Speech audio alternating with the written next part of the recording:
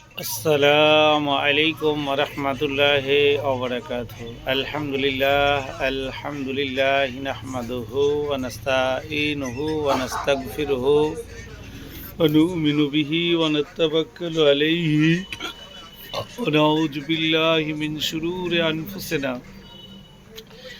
ومن سيئات أعمالنا ومن يهده الله فلا هادي له ونشهد أن لا إله إلا الله ونشهد أن محمدا عبده ورسوله أما بعد فخير الحديث كتاب الله وخير الهدي هدي محمد صلى الله عليه وسلم الأمور بمحدثاتها بدعة وكل بدعة জালালা وكل জালালাতিন ফিন্নার আম্মা বাদ।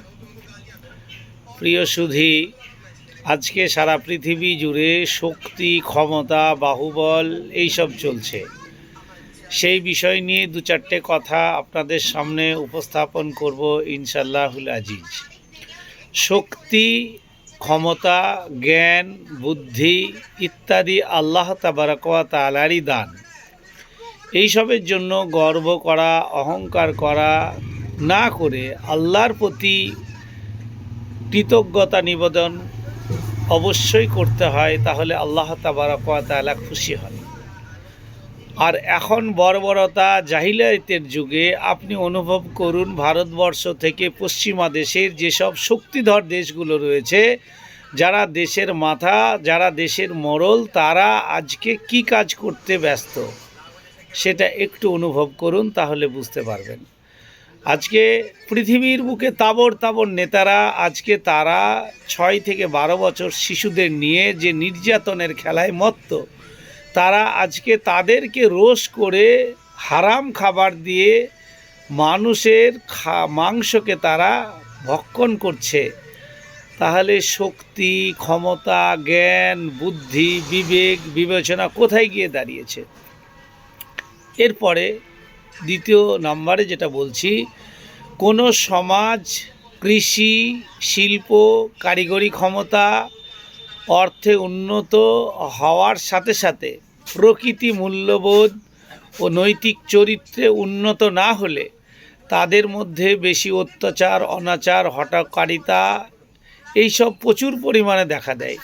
তার ভিতরে এটাও একটা, যেমন আপনি অনুভব করলেন যে পৃথিবীর বুকে যেটা চলছে সেটা কি, সব দিক থেকে তারা আজকে উন্নতর শিকারে পৌঁছিয়েছে বটে, কিন্তু মানবতা, বিবেক সব বিসর্জন দিয়ে ফেলেছে বলেই 6 থেকে 12 বছর শিশু, যাদের শারীরিক নির্যাতন করেও তারা ক্ষান্ত হয়নি, তাদেরকে টুকরো টুকরো করে ভালো করে রোষ করে তার সঙ্গে মদ মিশিয়ে ভক্ষণ করেছে। এটাই যদি মানবিকতা বা অন্যান্য সমাজের উন্নতি হয়ে থাকে, তাহলে ভারতবর্ষ সহ সারা পশ্চিমা দেশের কুলাঙ্গারগুলো কত বড় কুলাঙ্গার একটু অনুভব করুন। এরপরে আসছি, যারা উপরওয়ালা, মানে আল্লাহ, আমরা মুসলিমরা আল্লাহ বলি, হিন্দুরা ঈশ্বর বলে,